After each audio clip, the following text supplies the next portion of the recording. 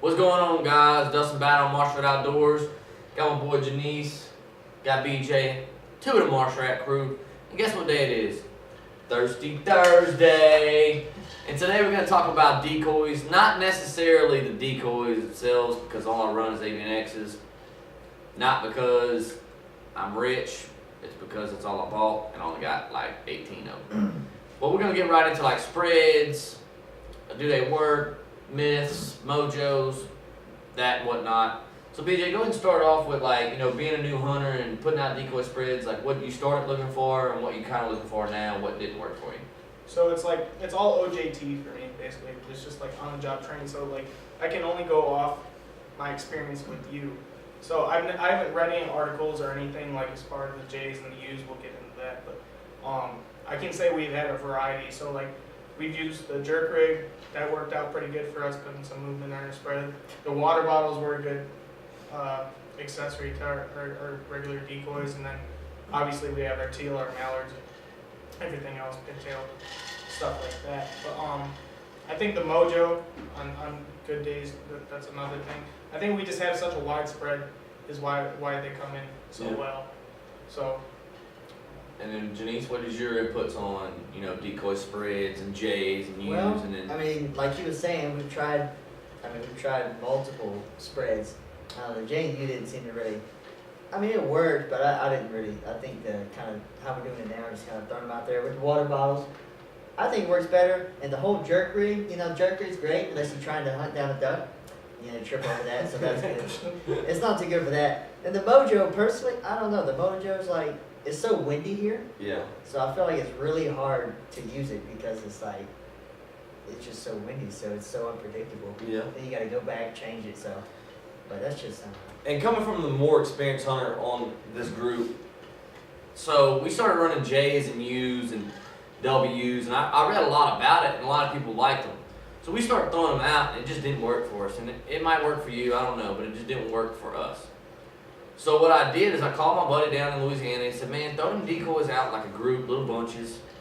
And if you ever pass by a pond, very seldomly do you see ducks in a J or in a U or in a W. And I get what they're doing. They're putting decoys there and they want the landing. But what we've been doing lately is we've been throwing out groups, some teal and mallards mixed in. And then we leave about a 3-4 foot gap and we throw another group. And we're only putting probably 10 to 12 decoys per group, and we might make one group a little bit bigger. But what we found is the ducks are coming in, no matter what. They'll land on your decoys and everything. Another thing, with the jerk rigs, there's no wind. The jerk rig is my first year using one, and it really worked well. Besides what Janice, he took a dunk in the water one time because he went chasing after this. Yeah, while trying to reload. Yeah, so he didn't know the wire was there, the little string. Also on your mojos, guys, a lot of people put their mojos right out in the morning. The wind's coming from the north, they put it in the wind, they're like, oh, game on, I always wait to put my mojo out, because if you ever notice, no matter what wind directions the wind's coming from, a lot of the ducks, or teal mainly, will come land left, land right, land front. They just pick their spots. They don't even care what wind direction it is, because they're so low anyway. On my opinion, and I feel like sometimes I've had some teal come in and see the mojo facing the opposite way and they flare off. So I always wait a couple hours or an hour to put the mojo out because I want to know what the ducks want to do. If the ducks if 95% of my ducks are coming in from the left, then I'm going to go ahead and set my mojo from the left. If they're coming in from the right, I'll set them from the right. And that's usually how I do things. And I know it started working with us, towards the end of the season, we had a lot more ducks decoy when we started doing the group thing.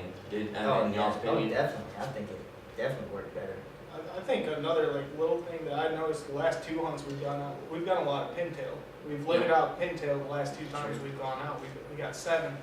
And I think one thing that you tried is instead of putting the pintail within your decoys with your teal and your mallards, is you kind of put them off by yourself, because I guess you said if you watch pintail, they're off by themselves. Right. And they tend to come a lot closer. Yeah, and what we're saying about that is we'll have our two groups here and here, and then we'll throw 2 or 3 pintail here. We'll throw another pintail 20 yards out, and the other day we shot 3 pintail drakes, Yep. and then we didn't have a pintail decoy out there. It was just 2. It had 2 deals. The baby's crying. The wife's gonna go take care of that real quick. But we had 2 groups of ducks, and then we had no pintail in the outer parts.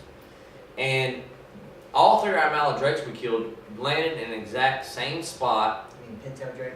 Pintail drake. Good job, good catch on that. But all 3 of them we killed was sitting right out there about 10 yards off the decoys. Yeah. By itself, boom. So the next day we put one out there and we limited out 3 more pintail drakes and a pintail hen. Yep. So, this can be a little short video because there's, if y'all have any questions, comment below and let us know. Anything more y'all want to go into with that, or? I got nothing. No, I don't want to say anything else.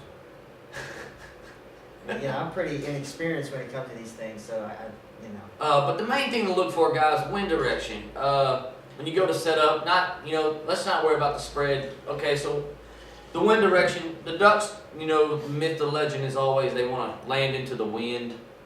Some days you have where, they don't do that. They go with the wind, whatever.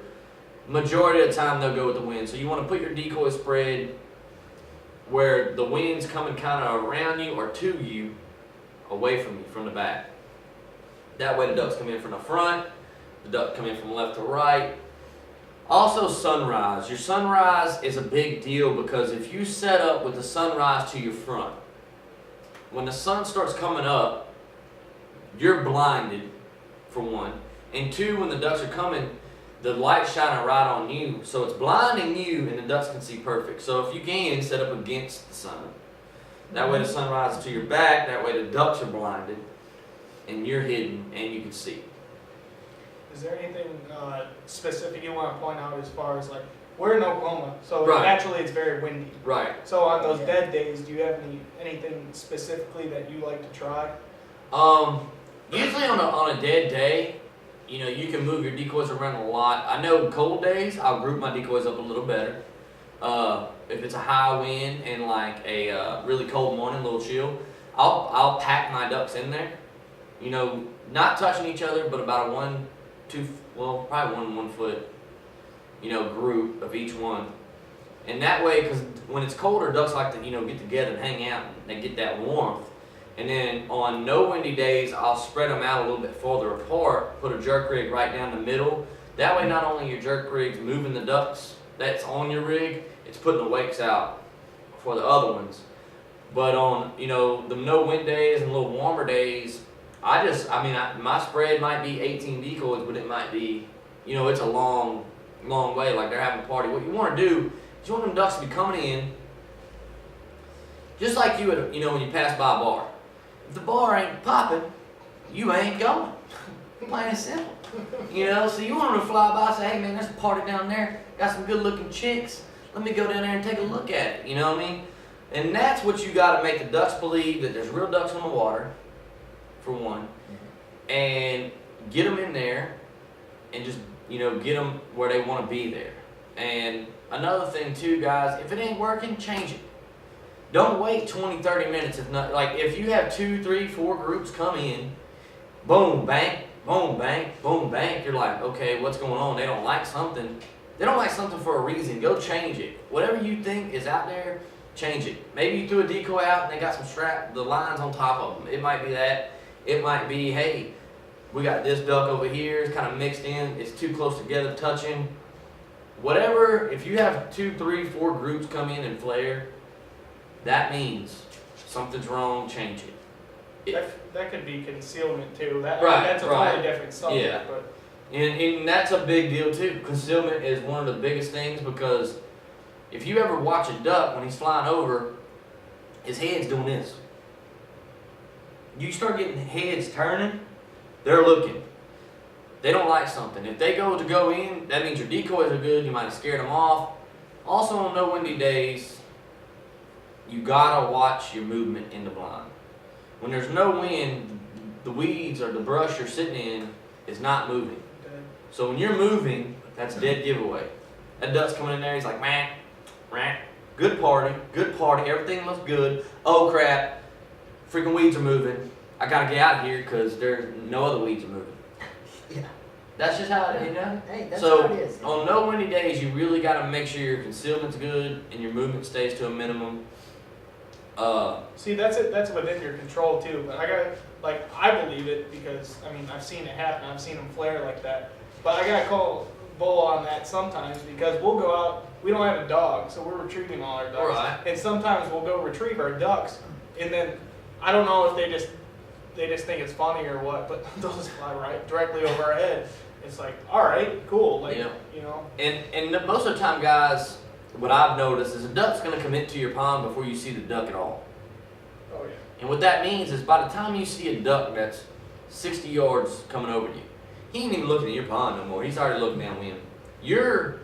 The ducks that are coming in are dropping 20 yards before you see them. Now, don't get me wrong. You can have a duck 60 yards high, hit him with a few calls, he'll bank around, come on in. It's not like it's not possible. But majority of the time, if a duck's 60 yards up, his head is to the straight, he's already overlooked your pond, he's going to the next one. And we're getting them calling a whole different Thursday about, hail calling ducks that don't have a chance and stuff like that. But other than that, guys, go out and try new things. Like we tried the water bottle decoys. A lot of people was like, oh, it ain't gonna work, but it worked. Anything else y'all want to go over? I just want to talk briefly. Like I don't know about them, but do you know anything about wooden decoys? Like, do people use those still? As far as I know, no. Now they're kind of more of a specialty, like a souvenir. Like an heirloom? Yeah, type deal. I know a lot of people make them, they're good gifts, but a lot of guys who do collect them, they want to go after when they were used and, way back in the day. Wooden decoys, a decoy is going to work no matter what. Right. The problem with wooden decoys, I think they're heavier, they cost more. When they started manufacturing plastic decoys, when you can, make 25 for the price of one wood duck, you get what I'm saying? I think that's where it went with it. And your wood's gonna chip, your wood's gonna break. Right. You hit the neck of the wood, it's gonna break the head off.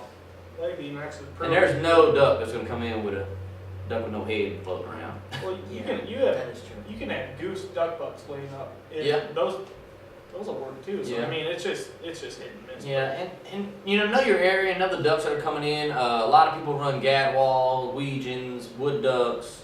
They have a big variety. With me, I just got into the decoy buying process, so all I run is mallards, teal, pintail, and water bottles. But growing up, me and my dad, I've always asked him, why I don't have a lot of decoys, and he said, man, your mallards and your teal is what ducks want. They'll come in on anything. Any duck will come in on it, and I was kind of like, well, and don't get me wrong, guys. If you're, on divers or stuff like that, just from my experience, any duck that I shoot at will come in on mallards and teal, and I'll usually run anywhere between 1 to 3 dozen teal. And when I go to, initially buy my decoys, in the beginning. So in the off season, right now I think I have 2 dozen teal. I'm gonna buy another dozen teal, possibly another dozen of mallards. But I will always buy teal because teal is I don't know, it's like everybody likes to hang out with them. You know what I mean? Yeah, I've seen every duck come in on teal and mallards, so that's usually what my majority of my spread's gonna be. I'm not gonna spend my money on wood ducks because I've never even shot one. So, now if you're hunting in the timber and you're hunting straight wood ducks, absolutely, you know what I mean. But just from my experience, just from where we hunt at, and I know teal and mallards, anything comes in on, so that's what I'm gonna spend majority of my money on. You don't need to necessarily go out there and get gadwall and get Weegian and get canvasbacks and get bufflehead and throw all these ducks out, because what if you ain't even hunting the right species in the area and you got those ducks out there, so Where do wood ducks even hang out? in the woods. Well, I know, but do they migrate this way? I've had people shoot wood ducks, man, mostly in Louisiana. It's more up north Louisiana because it's wooded. Anywhere you got timber and woods, man, is really where the wood ducks hang out. And that's not a topic I know, So we're gonna stop right there if we get too Yep, deep, because yep. I do not know about wood ducks. I've never shot one. I've never been with anyone who shot one. Love to. That's mine. Yeah. That's my one. That's Yeah. the one I Oh, want. definitely. So Janice, I mean, anything we talked about you liked or didn't like, or I mean, it's Thirsty Thursday. We It can is. throw out all our opinions, you know. Like I said, I mean, I'm pretty inexperienced. I mean, I don't really got too much to say, but I think what we're doing now definitely is working better than what we were doing before. Yeah. And I mean, the jerk rig's a pretty cool addition.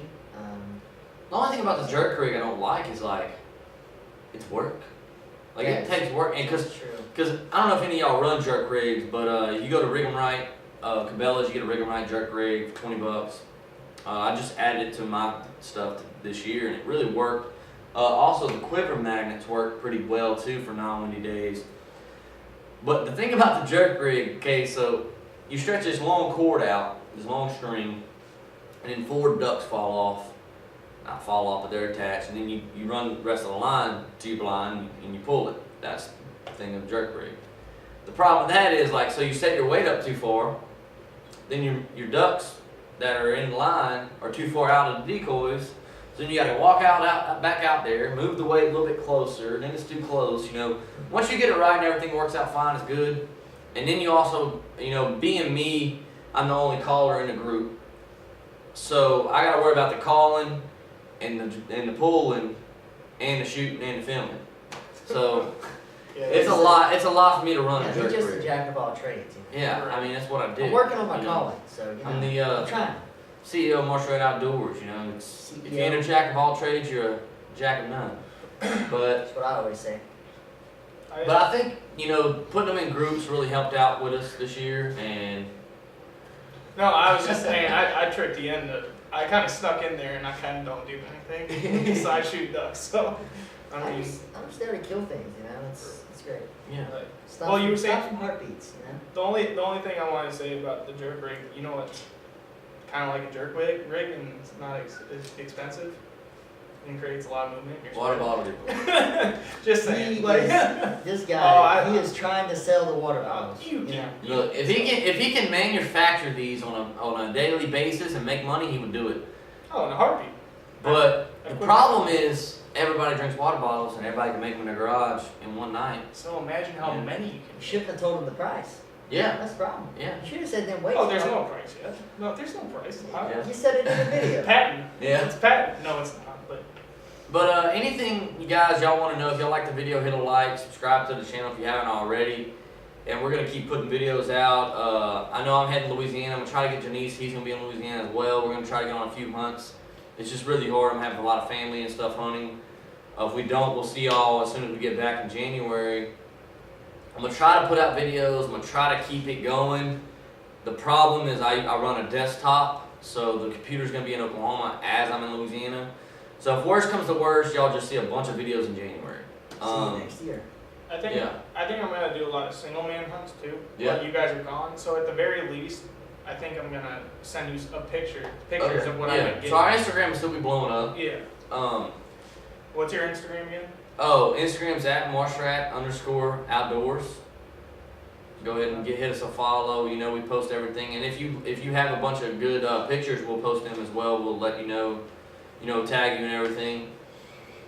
I think that's about it. Just like the video, and if y'all have any questions about decoys or anything or decoy spreads, don't be ashamed to comment below and ask. And if I know the answer, I'll let you know. If I don't know the answer, I'll ask some other veteran who knows the answer.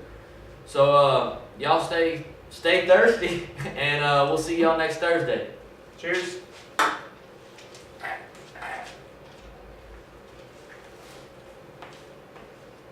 Thought it was pretty good.